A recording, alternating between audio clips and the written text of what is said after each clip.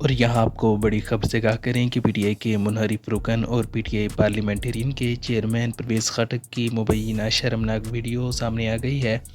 اسی حوالے سے مزید تفصیلات جانیں گے نمائندہ عام حضرانہ سلیمان علی سے۔ جی سلیمان، بتائیں پرویز خٹک نے کون سی ایسی حرکت کی ہے جس کی وجہ سے وہ سوشل میڈیا پر تنقید کی زد میں ہے؟ جی، سب سے پہلے تو میں آپ کو بتاتا چلوں کہ پرویز خٹک نے جب پی ٹی آئی چھوڑی تھی تو پہلا الزام جو عمران خان پر لگایا تھا وہ یہی تھا کہ عمران خان بہت گھمنڈی شخص ہے اور اس میں بہت انا اور تکبر ہے، اور طرح طرح کی عمران خان کے خلاف باتیں کی۔ آج آپ دیکھ لیں کہ غرور اور تکبر کس میں دکھائی دے رہا ہے۔